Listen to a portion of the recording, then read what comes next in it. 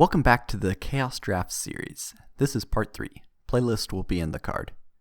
But real quick, I want to fix a couple things.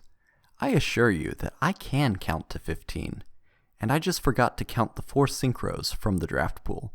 Here is the updated extra deck, in mostly matching sleeves. The other point I want to improve on is the viewer suggestion of getting a mat. I whipped out the blue paper, which has the added benefit of chroma key support. But that is a little distracting, so not this video. Now for the side deck. In general, the side deck is intended to shore up on the main deck's weaknesses, and is very meta-dependent. It is not good form to use the side deck as storage for more main deck cards, but we have already ventured outside the boundaries of orthodoxy. In for a penny, in for a pound. I was thinking of running Summoner Monk as a tutor, and maybe to help facilitate making level 8 synchros. But it didn't look consistent. Malevolent Catastrophe is almost Heavy Storm, but I am not sure if we even need spell and trap removal. Divine Sword Phoenix Blade is a recurable resource considering the main deck warrior density, but the dark monsters in the graveyard are just too valuable. TG Warwolf is a free special summon, and even without the other TGs can help with the synchro play extension, but again, it feels inconsistent. Scapegoat is a staple, and level 1 tokens are great for damage sponges or modular synchro fodder, but I was already running a lot of staples.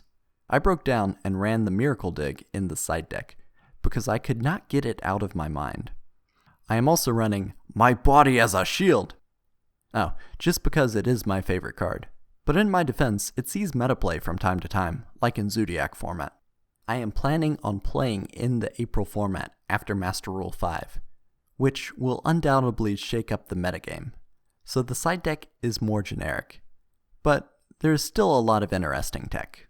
Starting off with the more generic side deck staples, there are cards like Chaos Trap Hole and Horn of Heaven for summon negation, Prohibition and Mind Crush to take out linchpin cards, Ceasefire for burn damage, and I guess anti-crawler tech?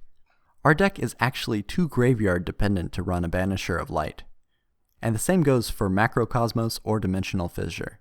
Array of Revealing Light is an interesting, almost good floodgate, and with the right read could be disruptive, but at this point it is simply outclassed by lose 1 turn.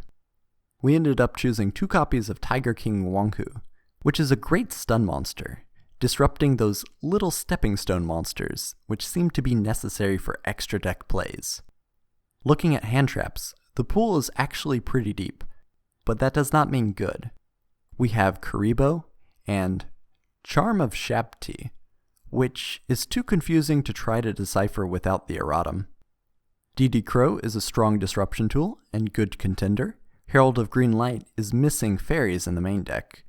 Electric Virus and Marionette Might are good but meta-dependent, and I can't seem to find my puppet plants.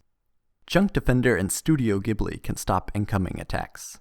There is even more anti-burn damage tech with Acha-Cha Chanbara, Damage Mage, and Extra Veiler. Not that Veiler.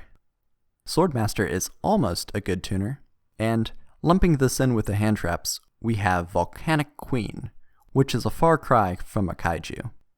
None of these ended up making the cut, but I wanted to show my thought process. We're going to be playing from behind, so cards like Compulsory Evacuation Device, Hammershot, Ryoko, Enemy Controller, and even Share the Pain come to mind.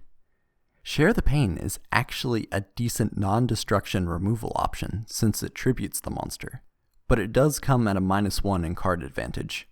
Ultimately, Creature Swap is the choice, and I wish I had room for a full playset. Going back to non-destruction removal for a second, DD Warrior Lady was a consideration also cut due to space, but instead I chose a Grand Mole, which is better against extra deck threats since it recycles itself. I am running 3 Bullblader since they are searchable and combo well with a future card. For mass removal, I actually picked a few familiar faces, the Jiaogan the Spiritualist, Special Hurricane, and Torrential Tribute I mentioned last video. Now, for my secret weapon, which can turn off monster effects, and is my board-breaking ace. Swords of Concealing Light, a full playset to flip all your opponent's monsters face down.